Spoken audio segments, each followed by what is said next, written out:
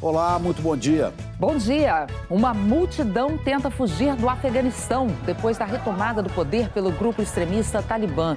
O tumulto no aeroporto da capital, Cabul, já provocou ao menos 5 mortes. Enquanto isso, os Estados Unidos mantêm a retirada das tropas americanas depois de quase 20 anos no Afeganistão e rejeitam a comparação com a derrota no Vietnã. No Haiti, já são cerca de 1.300 mortos e quase 6.000 feridos no terremoto de sábado. Equipes de resgate ainda buscam sobreviventes debaixo dos escombros. A cidade de São Paulo vacinou mais de 500 mil jovens contra a Covid no mutirão do fim de semana. A capital paulista chegou a quase 100% dos adultos vacinados com pelo menos uma dose. O Ministério da Saúde e a Unifesp começam hoje um estudo para avaliar a necessidade da terceira dose da vacina contra a Covid. Morreu em São Paulo aos 77 anos o publicitário Duda Mendonça, marqueteiro de Lula em 2002. Hoje é segunda-feira, 16 de agosto. Bom Dia Brasil está começando agora.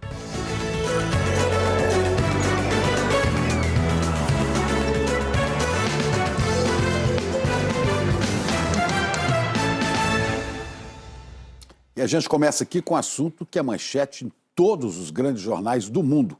O Afeganistão, o país amanheceu hoje sob controle do grupo extremista Talibã. Não houve resistência do então governo afegão quando os insurgentes entraram na capital ontem, Cabul. O presidente do país deixou o Afeganistão alegando que quis evitar confrontos e derramamento de sangue. O paradeiro dele, Ana, ainda é desconhecido. E enquanto isso, milhares de afegãos tentam fugir desesperadamente. Olha essas imagens aqui no nosso salão. Esse aqui é o Aeroporto Internacional de Cabul. Cidadãos tentando a todo custo conseguir entrar em um dos últimos aviões a deixar o país. Todos os voos comerciais foram cancelados diante do volume de pessoas que se dirigiram ao aeroporto. Dezenas de países já retiraram ou estão em processo de retirada de cidadãos estrangeiros. Vamos então falar com o nosso time de correspondentes que acompanha a situação no Afeganistão. Cecília Malan em Londres, Candice Carvalho em Nova York. Começando pela Cecília. No aeroporto de Cabul, inclusive, Cecília, toda aquela confusão que a gente mostrou aqui terminou em tragédia. Sim, Ana, bom dia a todos. Ana, Chico, Candice, todos que nos assistem. Ao menos 5 pessoas morreram no aeroporto em Cabul. Em quais circunstâncias ainda não sabemos. Soldados dos Estados Unidos que tentam controlar o caos na pista de decolagem atiraram para o alto para dispersar a multidão. A capital, Cabul, amanheceu hoje com lojas fechadas. Militantes do Talibã já estão nas ruas coletando armas de civis e ocupando postos de segurança, inclusive na chamada Zona Verde, onde ficam os prédios do governo e as embaixadas estrangeiras, muitas já esvaziadas. O porta-voz do Talibã disse que vai ser uma transição de poder pacífica, que os militantes estão seguindo orientações rígidas para não ferir ninguém e que eles vão proteger o povo afegão. Mas o histórico de força bruta e repressão, principalmente contra as mulheres, gera muita desconfiança.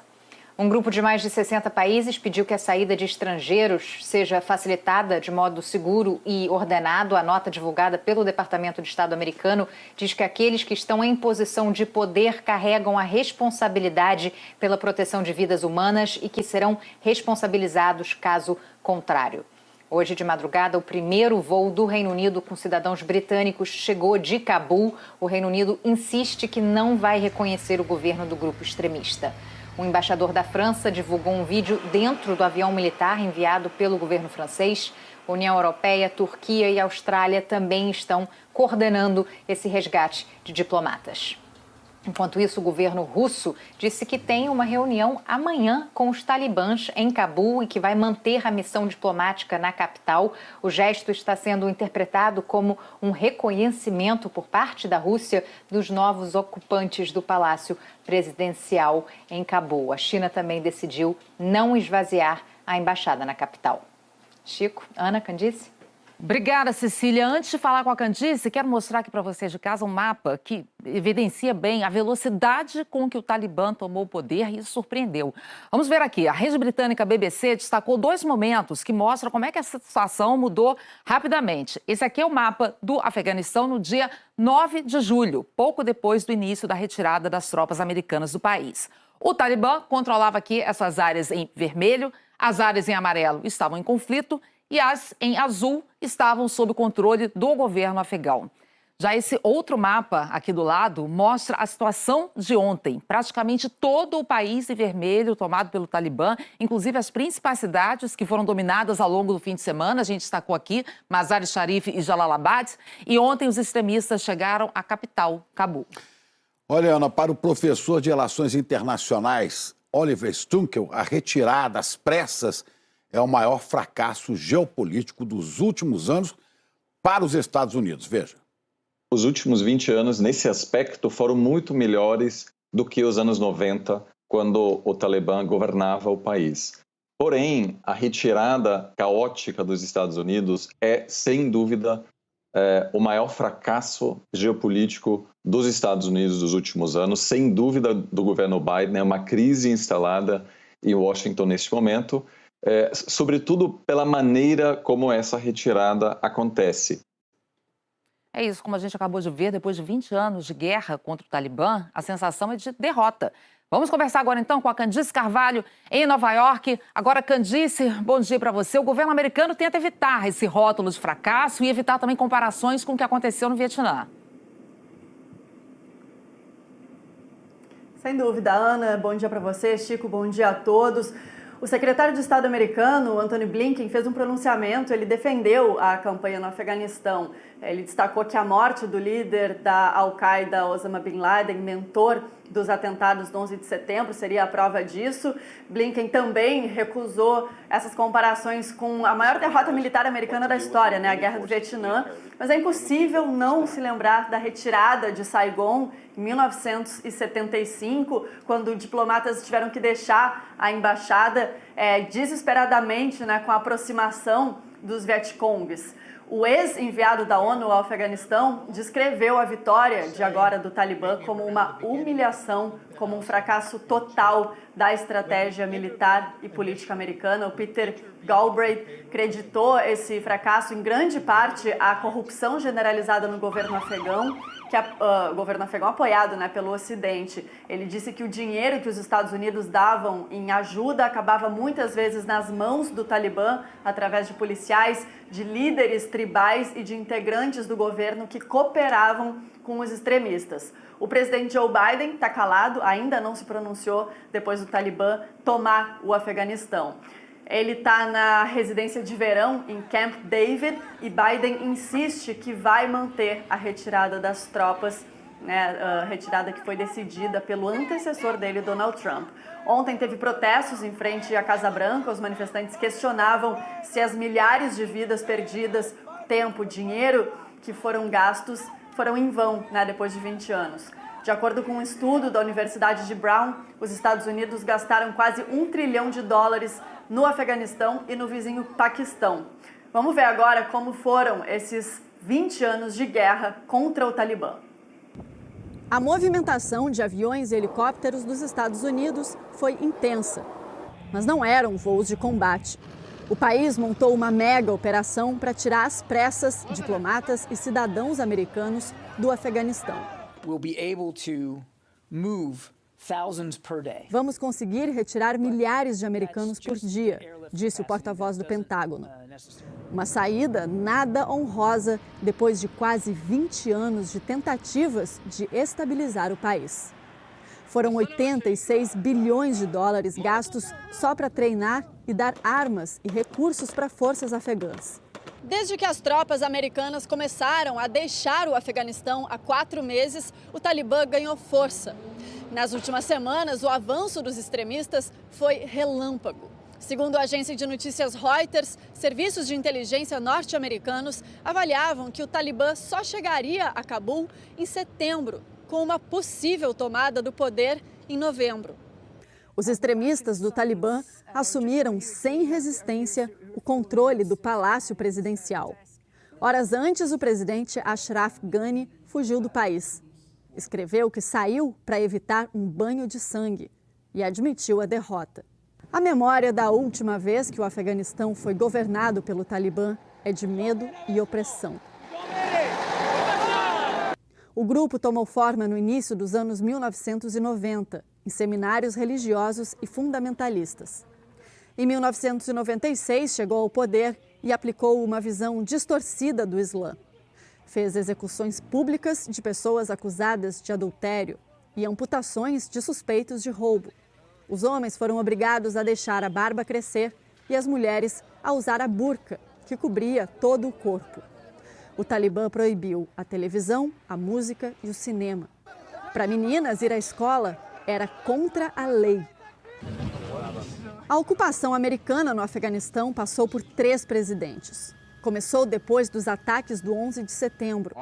Era o governo de George W. Bush. E ele prometeu capturar o responsável, o terrorista Osama Bin Laden. Quando o Talibã deu abrigo ao inimigo número 1 da América, Bush ordenou a invasão. Em poucas semanas, americanos e aliados pisavam em solo afegão. A queda do Talibã, naquela época, foi tão rápida quanto a ascensão de agora. 2 meses depois, o presidente Bush anunciava: graças aos nossos militares, aliados e bravos combatentes, o regime do Talibã está chegando ao fim. The Taliban regime is coming to an end. As ruas da capital Cabul foram tomadas em festa e esperança. Em 2004, os afegãos puderam votar e elegeram Hamid Karzai, com a promessa de pacificar o país. Depois de chegar à Casa Branca, Barack Obama anunciou a retirada gradual de tropas, mas encerrou o mandato admitindo que sozinhas as forças afegãs não conseguiam enfrentar o Talibã. Coube a Donald Trump, em 2020, assinar um acordo com os radicais. Os americanos iriam embora. Em troca, o grupo não daria abrigo aos grupos terroristas Al-Qaeda e Estado Islâmico. Em abril deste ano, o democrata Joe Biden anunciou que as tropas deixariam o país de vez.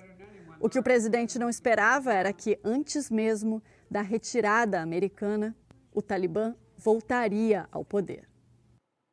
O que o mundo inteiro quer saber agora é o que vem por aí. Para os especialistas em relações internacionais, o cenário é de preocupação e de incerteza. Acho que as perspectivas são muito ruins do ponto de vista humanitário e isso vai afetar toda a região, né? A gente vai ter provavelmente um fluxo bastante grande de refugiados para os países vizinhos, alguns chegando também na Europa, apesar de ser um pouco distante. É uma derrota para os Estados Unidos, é inevitável, né? 20 anos depois da intervenção, o retorno do Talibã no Afeganistão, e inclusive tem debates, por exemplo, para a entrada de outras potências. A China já deu algumas indicações de que ela vai negociar com o Talibã. Isso vai mudar o tabuleiro inteiro do Oriente Médio. A gente está entrando definitivamente em águas desconhecidas, a gente não tem muita certeza para onde vai. Nós estamos às vésperas do aniversário de 20 anos dos atentados de 11 de setembro e parece que a história voltou ao ponto de partida. Dificilmente o Ocidente vai conseguir fazer alguma coisa, pensar uma retomada. Provavelmente, essa busca de uma solução vai passar por negociações diplomáticas com o novo regime dos talibãs e não por guerras ou intervenções militares. Vamos voltar a falar com a Candice, porque um dos maiores medos agora é exatamente essa volta do regime repressivo dos talibãs. E, Candice, já há relatos de abusos. Pois é, Ana, já há relatos de abusos por parte do Talibã contra civis. Nas universidades de Cabul, os professores já se despediram das alunas, né? Isso porque o último governo do Talibã proibia as mulheres de estudar. O secretário-geral da ONU, Antônio Guterres, se mostrou particularmente preocupado com o futuro de mulheres e meninas. Nos últimos anos, houve muitos avanços. As mulheres no Afeganistão tiveram acesso ao estudo, ingressaram no mercado de trabalho, só que agora tudo pode vir por água abaixo. Em cidades ocupadas pelo Talibã, muitas mulheres que trabalhavam em bancos já foram demitidas. Em comunicado, os extremistas disseram que não vai haver revanche e nem caça às bruxas e disseram que as vidas e propriedades vão ser respeitadas. Mas é difícil crer nessa informação com base no histórico do Talibã, né, Ana? Exato, Candice. Obrigada. Obrigado, Candice. O Brasil não tem embaixada no Afeganistão. Itamaraty informou em nota que não tem registro de nenhum brasileiro vivendo no país. Ainda nessa edição, a gente vai voltar com outras informações sobre a tomada do Afeganistão pelo Talibã. E a seguir, a cidade de São Paulo atinge a marca de quase 100% da população adulta vacinada com pelo menos uma dose contra a Covid. O Ministério da Saúde começa hoje o estudo para avaliar a necessidade de uma terceira dose da vacina para quem completou a imunização há pelo menos 6 meses. Agora são 8 horas e 45 minutos, hora de Brasília.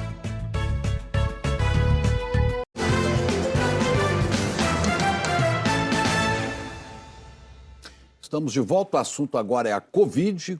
Com o aumento da variante Delta no estado do Rio de Janeiro, a Secretaria Estadual de Saúde pediu a abertura de 150 novos leitos para a Covid, sendo 100 deles para UTI. O chamamento público, que é um modelo de contratação sem licitação, deve ser publicado em 15 dias. Na capital, no Rio, a variante Delta já foi encontrada em 56,6% das amostras coletadas no último mês. O número de internações cresceu 10% no Rio. Com isso, a Secretaria Municipal de Saúde já aumentou o número de leitos e anunciou a aplicação da terceira dose da vacina em idosos, mas em caráter experimental na ilha de Paquetá, até o final do mês. A Prefeitura abriu mais 60 leitos nessa semana, para justamente dar conta dessa procura, mas é muito importante que a gente ligue todos os alertas, porque os números de casos de variante Delta podem aumentar também na internação. Em Paquetá, a gente está iniciando o estudo da terceira dose a partir da próxima semana, somente para as pessoas idosas, nesse momento para a ilha de Paquetá e posteriormente, se for necessário, para a cidade toda. A cidade de São Paulo também estuda a aplicação da terceira dose da vacina em profissionais de saúde e em idosos, por causa da variante Delta que tem avançado no país. Vamos saber os detalhes, então, com Michele Barros. Bom dia, Michele. Oi, Ana. Oi, Chico. Bom dia a vocês, bom dia a todos. Esse assunto entrou no radar também, né? E aí o secretário municipal de saúde aqui da capital, né, Edson Aparecido, disse que está discutindo esse tema com o Ministério da Saúde e com o governo do estado. A secretaria está acompanhando os casos de reinfecção em quem se imunizou há mais de 6 meses. A ideia aí é dar essa dose de reforço depois da vacinação dos adolescentes. Está prevista para começar agora quarta-feira. Enquanto isso, o Ministério da Saúde começa hoje um estudo inédito para avaliar a necessidade da terceira dose. Vamos conversar então ao vivo com a Carol Iannelli, que tem essas informações para a gente. Carol, bom dia. Oi, Michele. Bom dia para você, bom dia a todos. Essa ação é uma parceria com a Unifesp, a Universidade Federal de São Paulo. E ao todo, 1.200 voluntários devem participar desse estudo. 600 aqui em São Paulo, 600 em Salvador. E quem são essas pessoas, né? São idosos, profissionais da saúde, imunossuprimidos, que estão com o quadro vacinal completo. Ou seja, já tomaram as 2 doses há pelo menos 6 meses. O que só aconteceu com a Coronavac, a primeira vacina disponível no Brasil. E como que vai funcionar esse teste? Todos esses voluntários foram divididos em 4 grupos. Um desses grupos vai tomar a terceira dose da Coronavac. Já os outros 3 grupos vão receber a terceira dose de outros laboratórios, Pfizer, AstraZeneca e Janssen. O objetivo é identificar o nível de proteção quando a terceira dose é do mesmo laboratório das doses tomadas anteriormente ou quando é de um laboratório diferente. Chico, Ana. A gente continua falando sobre a cidade de São Paulo, que a capital paulista atingiu a marca de praticamente, 100% da população adulta vacinada com pelo menos uma dose. Vamos falar com a Michele aqui, que só nesse fim de semana, Michele, foram mais de 500 mil de doses aplicadas, né? É isso, encostou ali em 99,2% da população adulta na capital com pelo menos uma dose, Chico.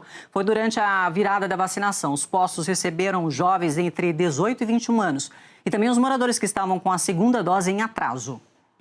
Durante a virada, pouco mais de 500 mil doses foram aplicadas. Com isso, de acordo com a Secretaria Municipal da Saúde, quase a totalidade da população adulta da cidade recebeu pelo menos a primeira dose. A virada durou 34 horas, das 7 da manhã de sábado às 5 da tarde de domingo. Artistas fizeram performances para atrair os mais jovens e para celebrar a esperança na vacinação. E muita gente foi aos postos que ficaram abertos na madrugada de domingo, o que acabou provocando longas filas, maiores até do que durante o dia. A espera em alguns locais chegou a 4 horas. Mas no final, o que mais se viu foi muita emoção e motivos para comemorar.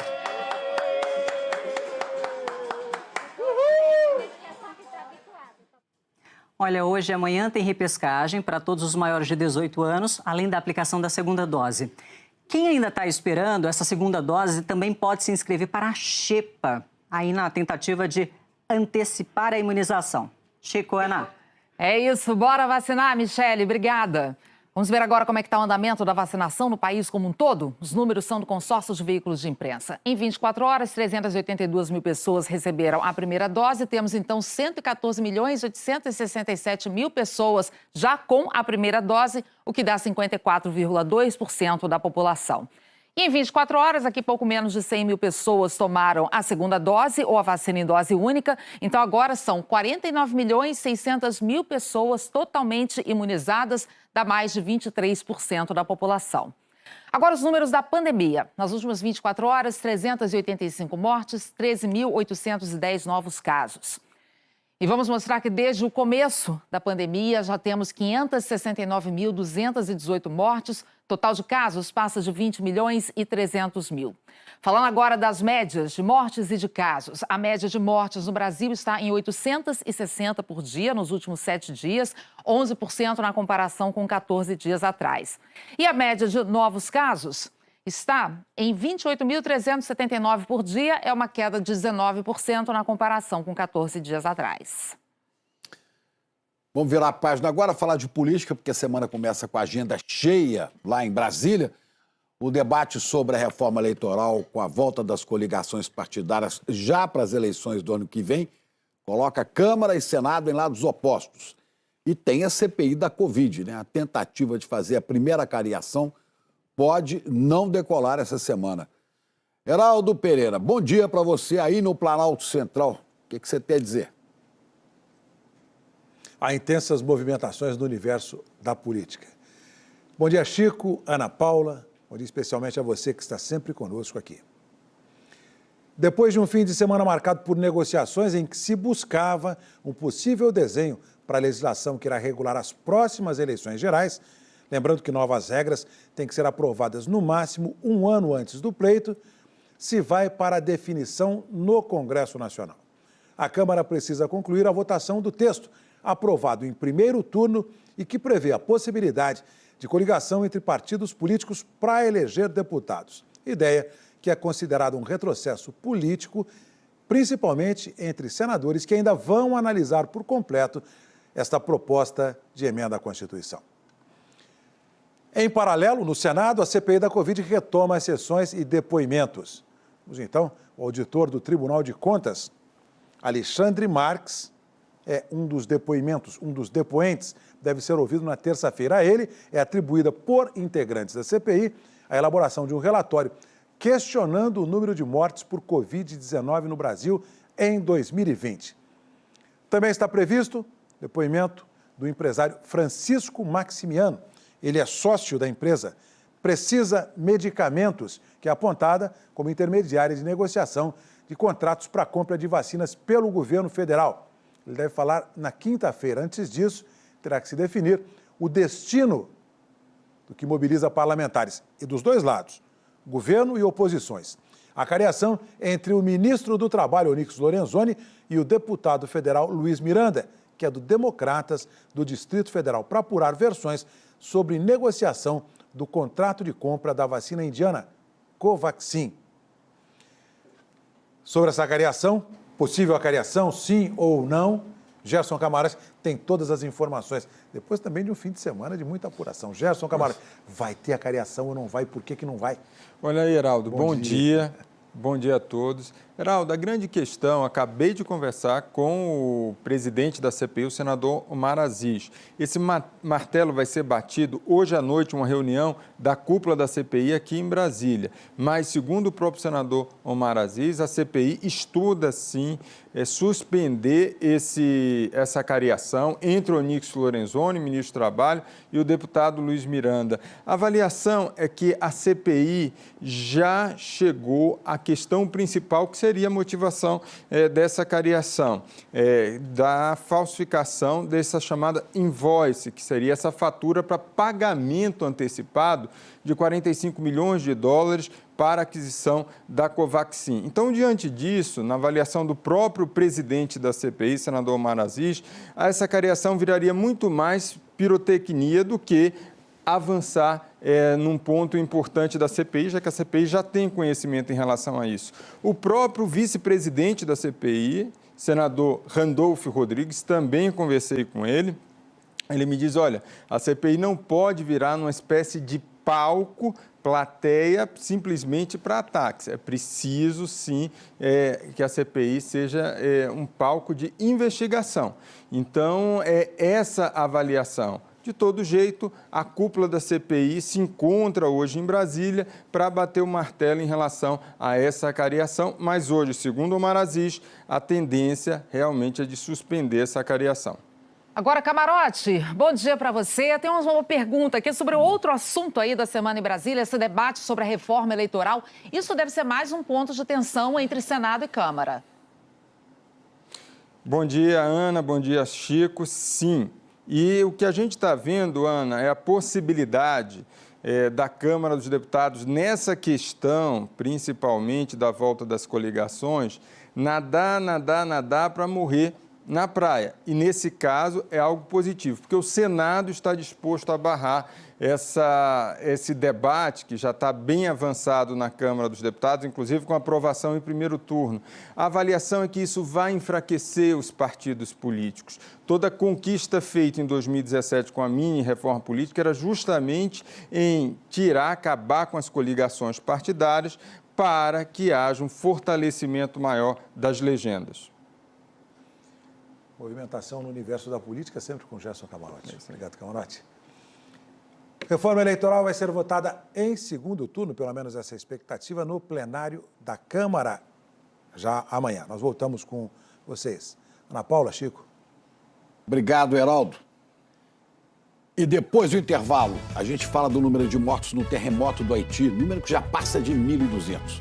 O país ainda vai enfrentar chuvas fortes nas próximas horas. Morreu hoje em São Paulo o publicitário Duda Mendonça. Ele lutava contra um câncer. Agora são 9h01. A gente já volta.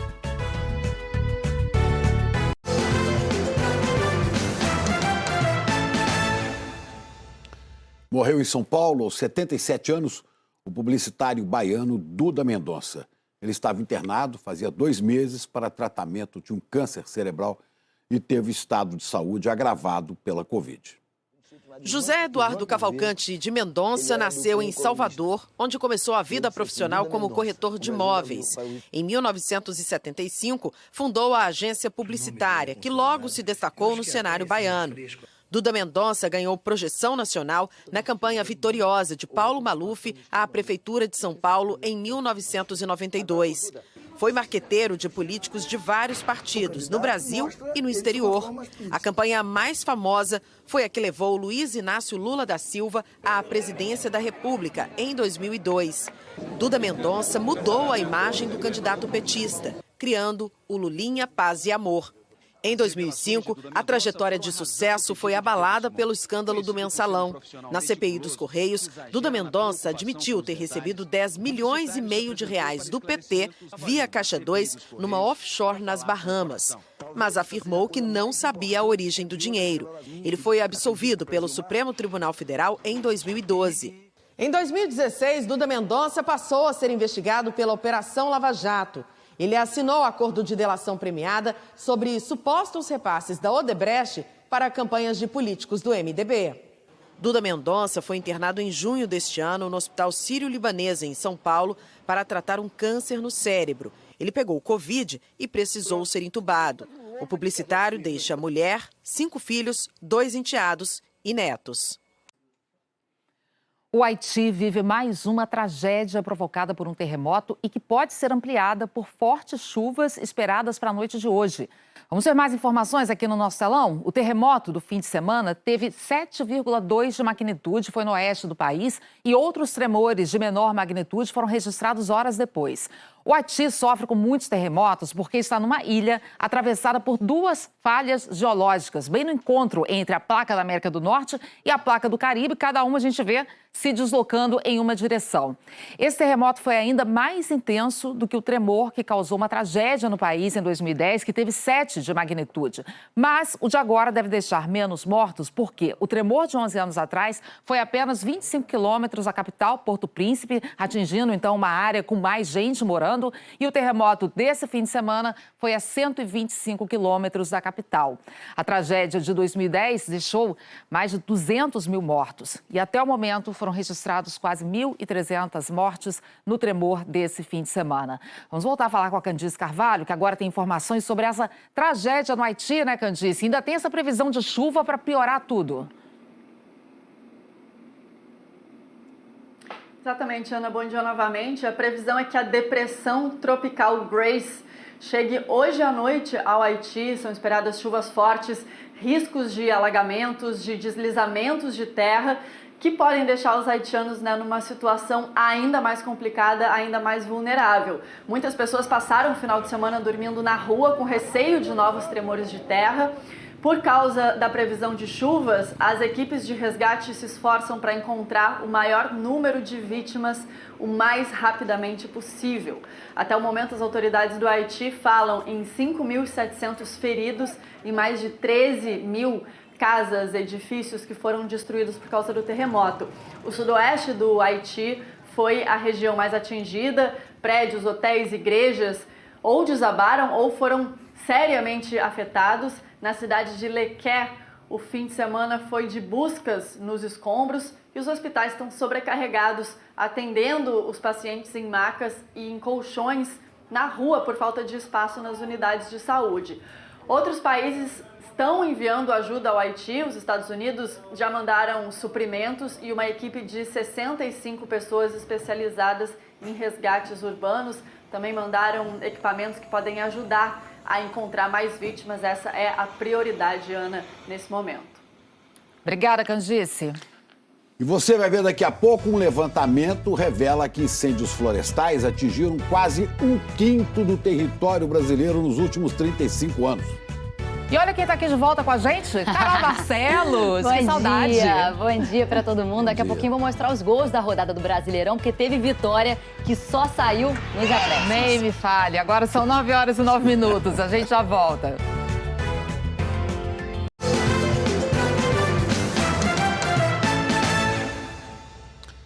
Várias equipes retiraram quase 1 tonelada de fragmentos de óleo e de lixo do Parque Nacional Marinho de Fernando de Noronha, que fica a mais de 500 quilômetros da costa brasileira. Isso foi tudo nesse fim de semana. 5 áreas do parque foram atingidas. Servidores do Instituto Chico Mendes tiveram apoio de militares da Marinha, técnicos da administração da ilha de Fernando de Noronha e voluntários. Uma tartaruga que estava presa nas pedras foi salva e ainda não se sabe de onde é que vieram esses resíduos de óleo e lixo. O Instituto Chico Mendes enviou amostras do material para análise. O projeto MAP Biomas divulgou uma série de dados que revelam como o fogo está destruindo os biomas brasileiros. Pesquisadores analisaram dados sobre incêndios entre os anos de 1985 e 2020. Nesse período, quase 20% do território brasileiro foi consumido por queimadas. Isso representa quase 1/5 do território nacional. A Amazônia foi o bioma brasileiro que teve o maior crescimento no número de incêndios e representa 40% de toda a área que pegou fogo no país. O Cerrado teve a maior área queimada. Os dois biomas juntos representam 85% do total do território nacional atingido pelo fogo entre os anos de 1985 e 2020. Proporcionalmente, o Pantanal é o bioma que mais queimou. Ele teve mais da metade do seu território atingido pelo fogo em 36 anos. Vamos falar agora da previsão do tempo. Bom dia, Jaqueline Brasil. O calor deve ser destaque nesta semana no Brasil, né? É isso mesmo, Chico. Bom dia para você, para Ana e bom dia para todos. A partir de hoje, as temperaturas devem subir cada vez mais aqui no Sudeste e no Sul. O ar gelado que avançou pelo centro-sul já está mais quente e a alta polar está se distanciando. Ela ainda manda umidade para o Rio, São Paulo, Santa Catarina e Paraná, provocando chuva ainda hoje. Em Curitiba e na região metropolitana teve até chuva de granizo mais cedo.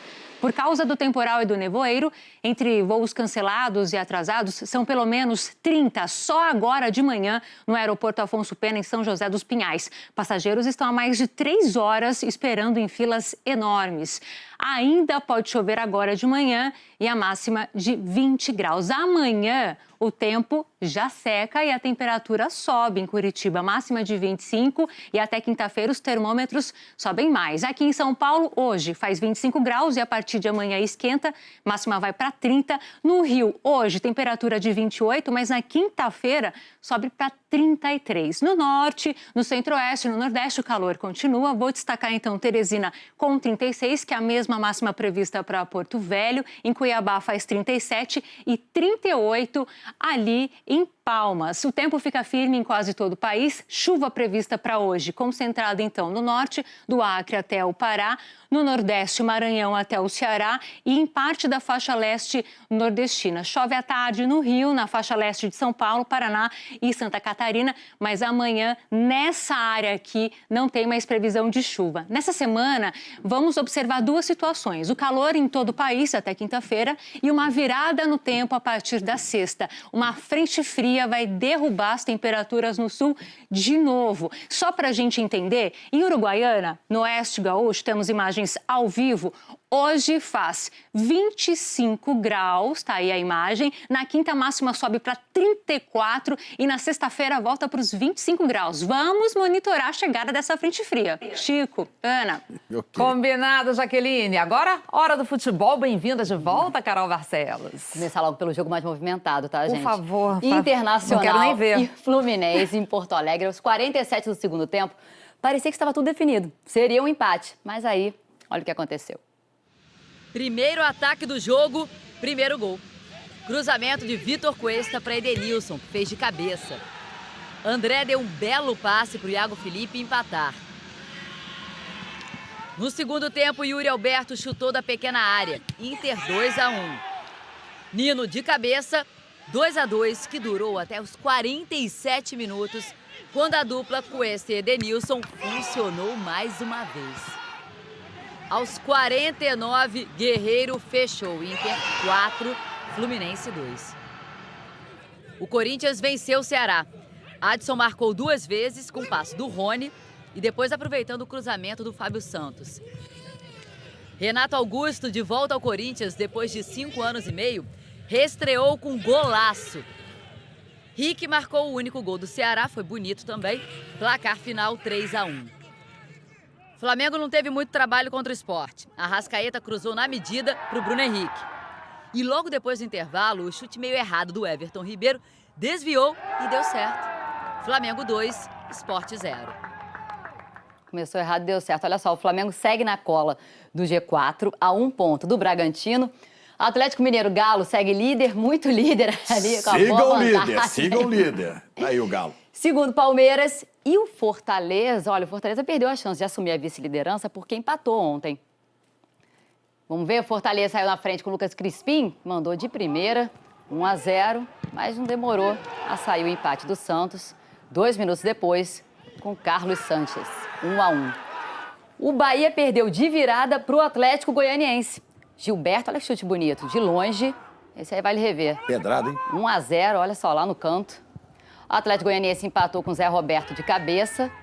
E aí teve uma falha feia demais, o goleirão entregou ali e o João Paulo aproveitou. 2-1. Cuiabá venceu o Atlético Paranaense, um golzinho só. Cuiabá 1-0 com o Cleison, que aproveitou na sobra. Vou falar agora da Série B do Campeonato Brasileiro. Calma aí, você tá vendo ainda. Agora sim a gente vai falar, viu? Já emendou direto o Botafogo, venceu o Lanterna. Brasil de Pelotas.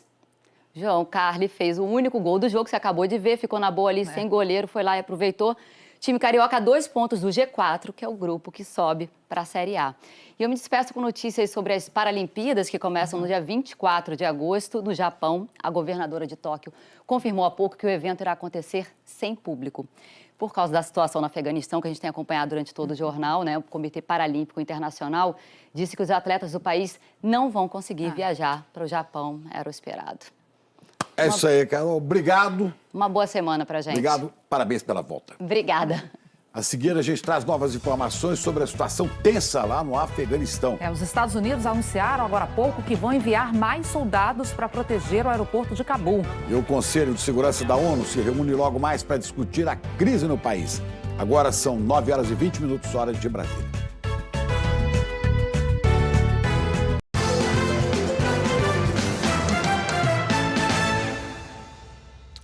O governo dos Estados Unidos se pronunciou agora há pouco sobre a situação caótica no Afeganistão e por isso a gente volta a falar com a Candice Carvalho com as informações. Candice. Chico, uma informação de última hora, os Estados Unidos suspenderam a operação de retirada de cidadãos americanos no Afeganistão para tentar organizar a situação caótica no aeroporto de Cabul. O vice-assessor de Segurança Nacional da Casa Branca reconheceu que a situação saiu do controle mais cedo do que o esperado e disse que nesse momento os Estados Unidos vão focar na segurança do aeroporto internacional da capital, Cabul. Mais soldados vão ser enviados para garantir a operação de retirada de diplomatas e também de funcionários americanos e para manter aí a ordem, tentar manter a ordem no aeroporto. Já são 6.000 militares americanos nessa missão. Hoje de manhã, 5 pessoas morreram baleadas durante uma correria para garantir uma vaga nos últimos voos comerciais que saíam de Cabul.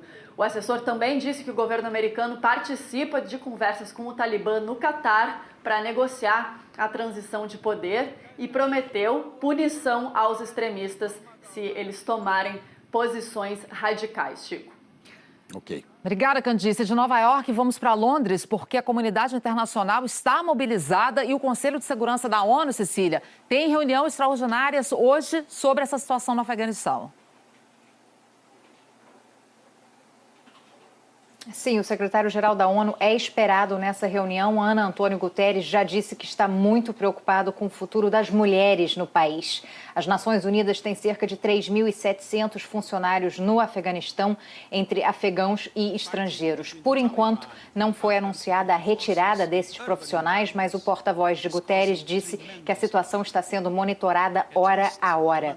Ministros das Relações Exteriores da União Europeia também convocaram uma reunião por vídeo para discutir os próximos passos. A primeira-ministra alemã, Angela Merkel, disse que até 10.000 pessoas ainda precisam ser resgatadas do Afeganistão e que, neste momento, essa é a prioridade do governo dela. Quem também se manifestou foi a jovem Malala, baleada na cabeça por talibãs a caminho da escola 8 anos atrás no Paquistão. A ganhadora do Nobel da Paz disse estar profundamente preocupada com as mulheres afegãs, as minorias e os defensores dos direitos humanos. O Papa se juntou à preocupação unânime com a crise. Francisco rezou pelo Afeganistão e falou na necessidade de diálogo para garantir paz, segurança e respeito para a população já tão sofrida. O mundo inteiro de olho nessa situação caótica e nas muitas consequências humanitárias. Ana, Chico, eu fico por aqui, mas continuamos, é claro, de olho. Até amanhã, gente. E teremos mais sobre o Afeganistão ao longo do dia nos nossos telejornais. Últimas notícias, Michele. Chico, Ana, a gente acompanha uma operação da Polícia Federal para combater crimes de corrupção e tráfico de influência na OAB de São Paulo. Estão sendo cumpridos 6 mandados de busca e apreensão aqui na capital e em outras 2 cidades. A operação investiga um grupo que extorquia dinheiro de advogados para encerrar processos disciplinares. 2 suspeitos já foram afastados das suas funções. Boa semana para todos. Planalto Central do Brasil, atenções voltadas para a reação de 13 governadores de estados e do Distrito Federal. Eles publicaram uma nota hoje em defesa do Supremo Tribunal Federal diante de ataques do presidente Jair Bolsonaro. A nota diz, abre aspas, que o Estado democrático de direito só existe com o judiciário livre para decidir de acordo com a Constituição e com as leis do país. Fecha aspas. Bom dia, boa semana a todos. Bom, aqui a gente segue acompanhando a situação de milhares de pessoas que tentam sair do Afeganistão como podem né, com toda essa crise e também como vai ser o posicionamento do governo americano daqui para frente. Qualquer momento a gente volta ao longo da programação para atualizar sobre essa crise. Uma boa segunda-feira a todos. Exato, seguimos de olho, Candice. Vamos lá para Mais Você? Oi, Ana Maria, bom dia. Oi, Ana Paula. Oi, Chico, bom dia. Hoje aqui tem aquele papo especialíssimo com o Felipe Andrioli, que já está aqui, vai mostrar as últimas notícias do esporte e as principais chances de medalhas do Brasil nas Paralimpíadas de Tóquio. A gente vai ver também que os eletrodomésticos se tornaram tão aliados de quem precisa cuidar da casa que tem gente dando verdadeiras demonstrações de verdadeiro amor também por eles. Vocês vão ver cada uma. Na culinária eu vou ensinar a fazer um creme de grão de bico para mais um tempero, olha, surpreendente para aquecer esse inverno aí. É daqui a pouquinho. É isso, você de casa então fica com Mais Você. Ótima segunda-feira, ótima semana para todos nós. E obrigado por sua audiência em Teresina, a capital da cajuína, que está fazendo 169 anos. Coragem, que hoje é segunda-feira. Até amanhã.